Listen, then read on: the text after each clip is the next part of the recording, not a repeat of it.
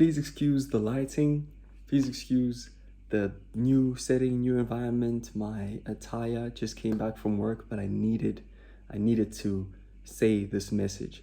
Perfectionism. It's something that I used to struggle. Well, I probably still do struggle with it a bit, but not as much. I know quite a few people that struggle with this. Um, Perfectionism. You don't have to be perfect. You just have to be willing. That is the message that I want to convey. But before I start that, I just wanted to say a quick word from 2 Corinthians 12, verse 9. Paul is saying, "But he, Christ, said to me, my grace is sufficient for you, for my power is made perfect in weakness. Therefore, I will boast all the more gladly about my weaknesses, so that Christ's power may rest on me." Now, perfectionism, being the best that you possibly can be in every single circumstance, what does that have to do with Christianity? What does that have to do with faith? What does that have to do with believing that our Lord and Savior died on the cross to save us from death? Well, for me personally, being perfect has always been a sort of roadblock to me getting closer to God, because I wanted every single aspect, every single facet of this walk of mine with God to be 100% perfect. I was addicted to perfectionism, especially growing up. I wouldn't say I was academically gifted, but I did get pretty decent grades, and I always strive to be the best version of myself that I could with the results that I put out. And I felt like coming and presenting myself to God, He's this all perfect being as I understand Him to be. So I too, in a sense, also want to be perfect. But I'm slowly starting to realize now on this journey with Him that God didn't die for perfect people. Jesus Christ didn't come down to earth and die because we are perfect. He died because we are weak. He died because our flesh is weak and we can't live this life on our own. That is the whole point. If we were perfect and if we didn't need God at all, He wouldn't have come down and paid the price for us. That's how I understand it. Now, personally, in my personal experiences, how this perfectionism has hindered my relationship and my walk with Christ is specifically through praying. What do I mean by this? I always wanted my prayer to be perfect. Whenever I spoke with God, I didn't really see it as a conversation. I thought of it like, okay, I'm always in this academic headspace, especially in the beginning of my walk with Christ. I was always thinking academically.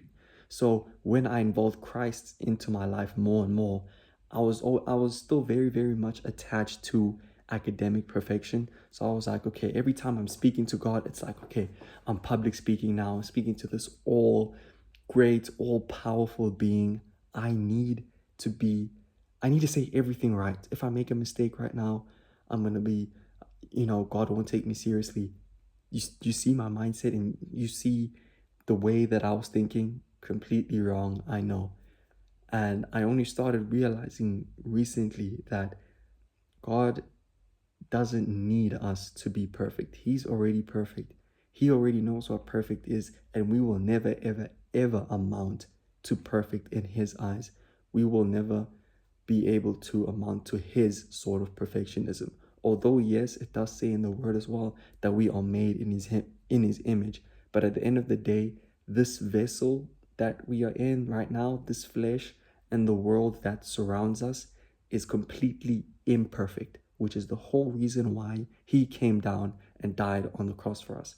Now, for me, specifically during my prayers, I would always set them out perfectly. Okay, I'm gonna say thank you here. I'm gonna say, this is what I want from God. I would always have a section where I ask Him for things. I'd have a section where I'm thankful for things.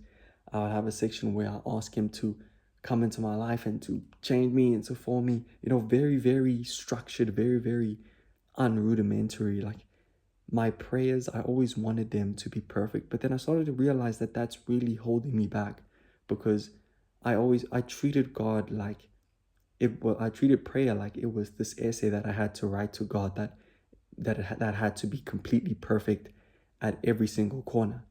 And then the minute I started taking off the strain and taking off the seriousness with prayer, yes, prayer is very, very serious, and it's something that we should devote to getting better at every single day. It doesn't always have to be perfect.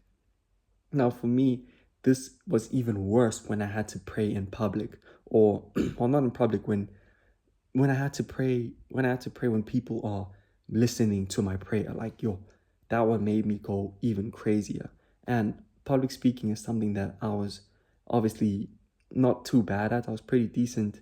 I'm pretty decent at it now. I haven't practiced in a very long time, but this YouTube channel is something that is meant to be helping me with that. But public speaking, I always had a knack to be able to like speak on my toes and not say too many ums or buts or all that, or likes. I know I say that a lot nowadays, but I always try to say as least amount of that as I possibly can to make sure that my prayers flow. Like, I always wanted people to think that I knew exactly what I was saying, I knew exactly what I was doing, and I wanted their sort of validation without them even having to really say anything. I just wanted to be validated by them that my prayer was absolutely perfect, which at the end of the day ruined, not necessarily ruined, but it heavily impacted the intention and the authenticity for my prayer. Because who am I praying to? I'm praying to God, and I'm praying to Him for a specific reason. I'm not praying to impress other people.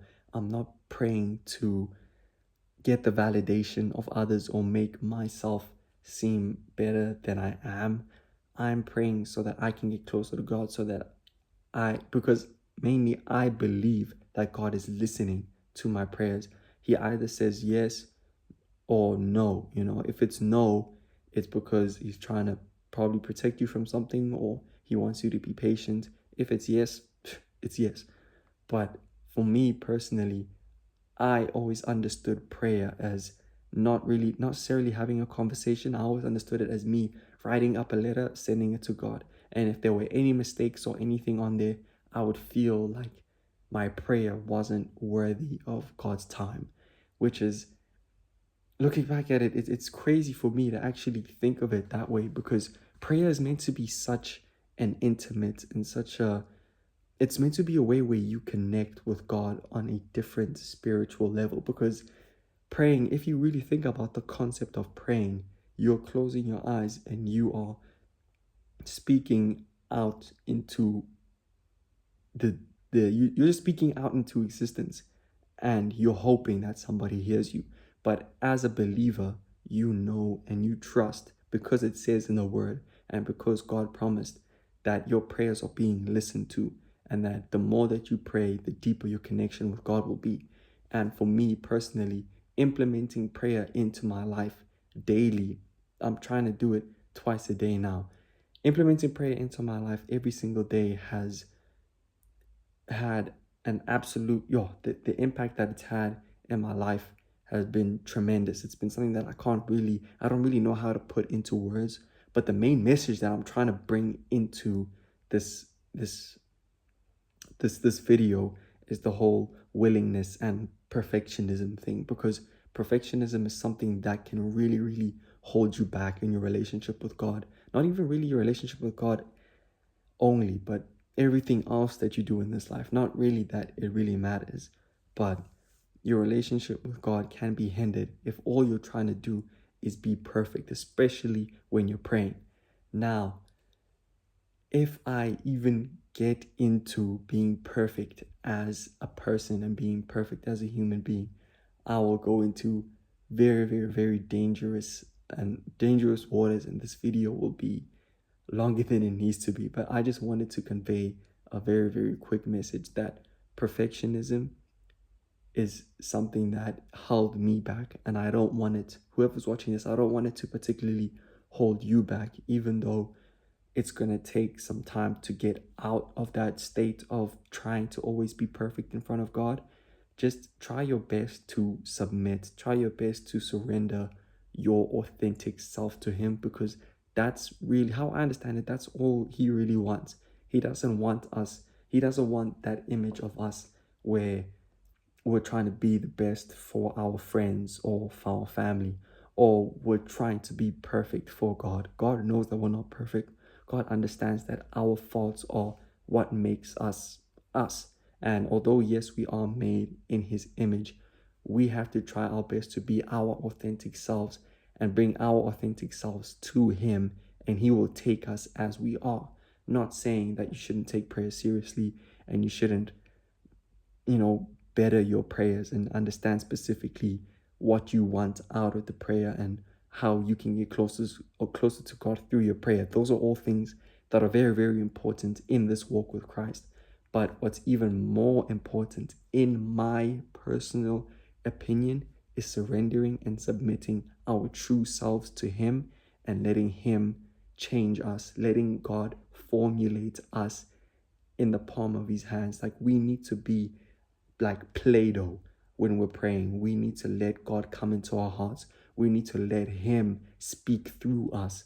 And in that way, the prayer will be as genuine and as authentic as it can be, thus deepening your connection with Christ. Okay, so I want to round everything up that I have said so far into this one beautiful, beautiful quote that I saw. I forgot where I saw it.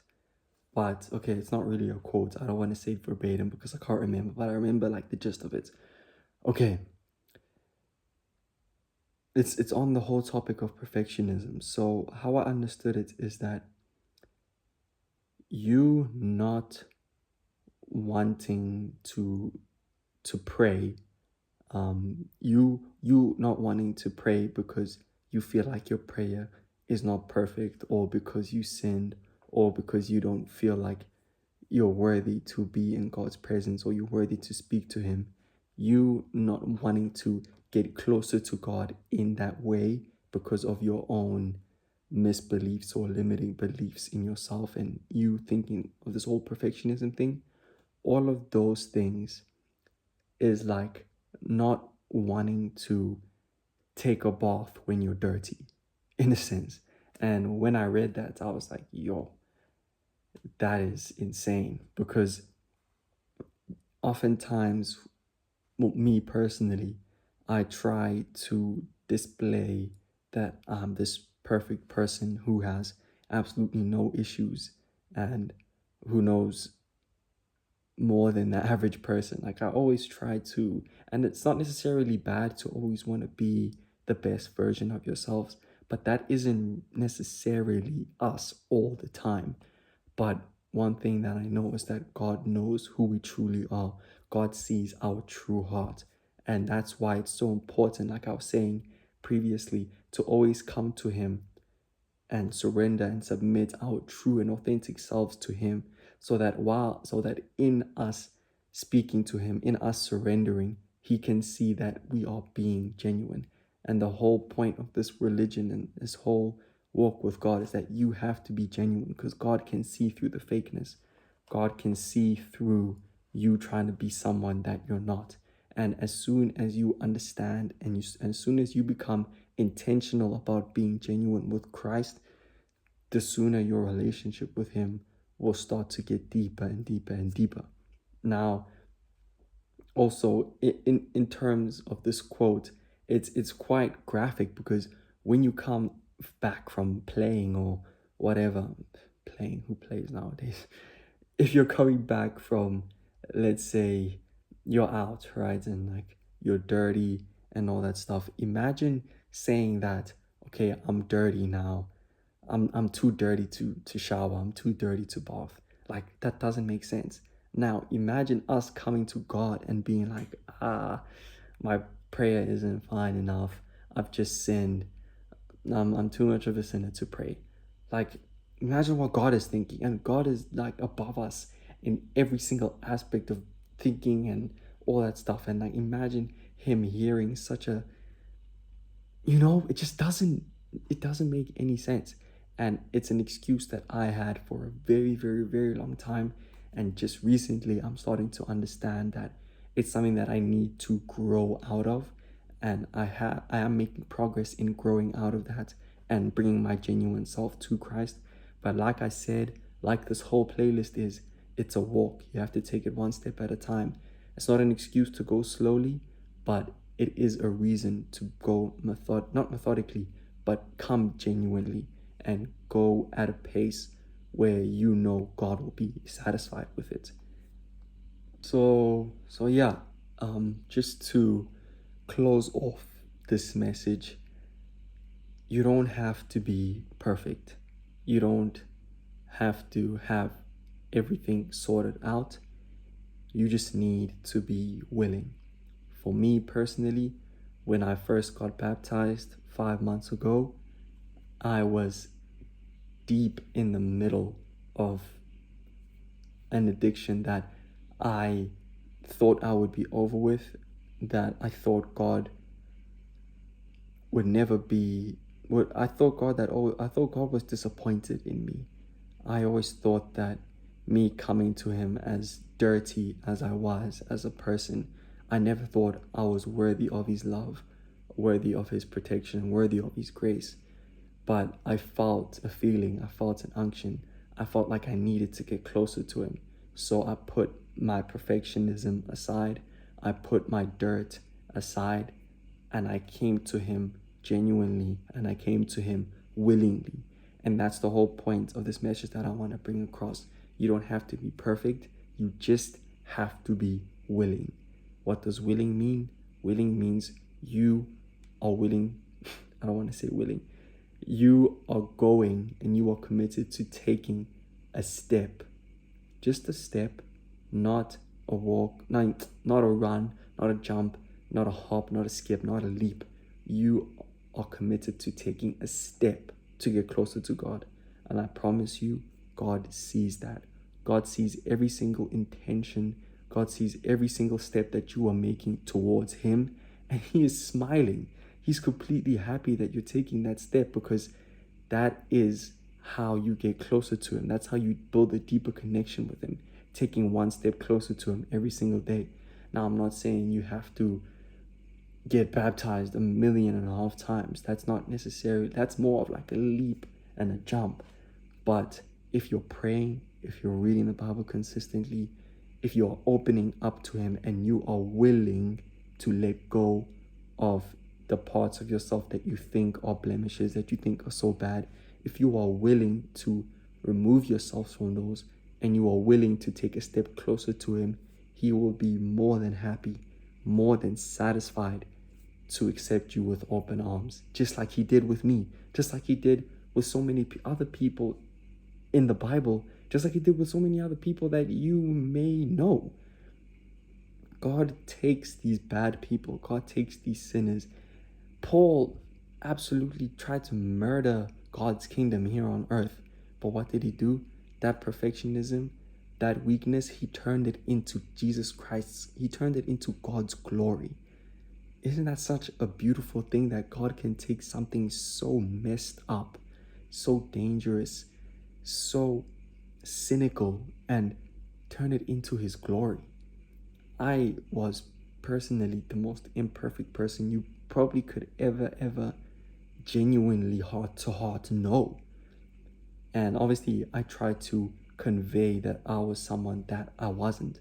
And now that I'm getting closer to God, I'm realizing that me being more genuine with him, I can be more genuine with others and other people that I'm close to, and show my imperfections. And hopefully that will lead me to building deeper and more meaningful connections with the people around me. And essentially, that will help me to also get closer to God, because I'll be leading other people to him through me showing my imperfections and seeing how God can use an imperfect person like me to spread his kingdom. And that is the whole point of this channel. And that's the whole point of this video. You don't have to be perfect. You just have to be willing. Thank you so much for watching. God bless.